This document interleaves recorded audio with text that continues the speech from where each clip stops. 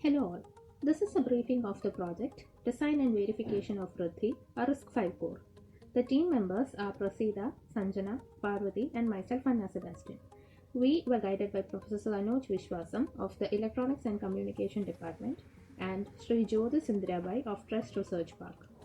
Coming to the project, our aim was to develop a pipelined core based on RISC-V 32-bit instruction set architecture from scratch using Verilog as the hardware description language.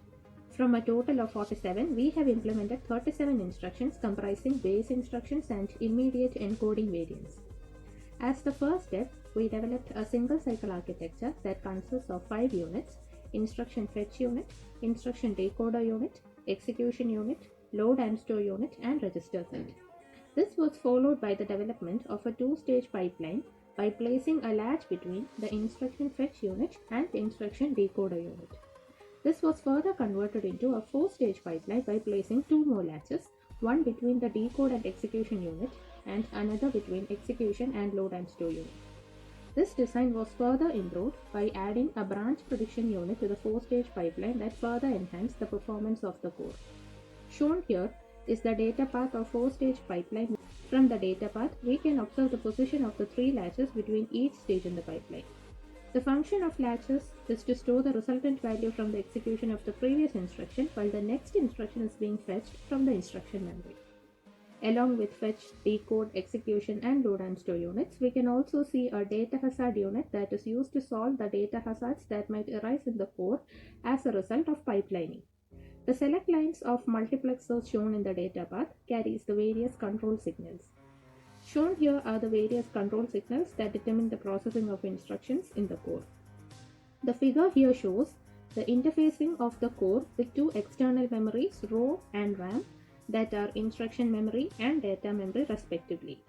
An instruction is fetched from ROM at the positive edge of clock according to the value of the program counter, and the resultant of the execution is being stored in the register set.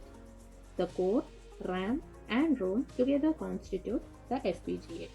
We can now move on to the implementation part of the project. The blocks, as mentioned in the data path, were implemented as different modules in Verilog.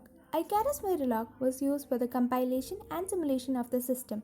The simulation was viewed using GTK Wave tool in Ubuntu. The verification was done using assembly language programs converted into machine language codes as zeros and ones and written into hex file and fed to the system.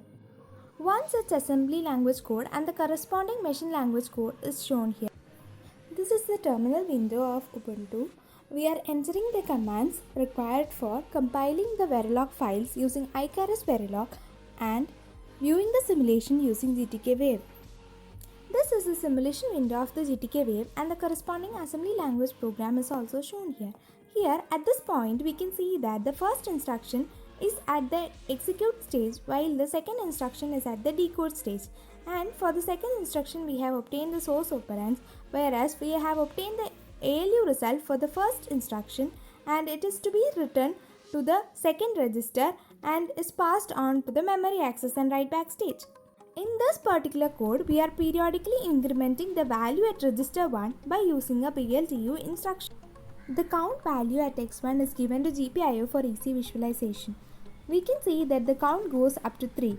This is due to a lot of delay happening due to a penalty of 3 clock cycles occurring during the execution of each branch instruction, and this efficiency is very less. So in order to improve the efficiency, the branch prediction was employed, wherein all relevant details of a branch instruction is saved, and whenever the same instruction is encountered again, with the help of the PC, the target's address can easily be identified and the instruction is executed without any stalling of the pipeline. Thus, the count in the GPIO was able to reach 7 as compared to the previous value of 3.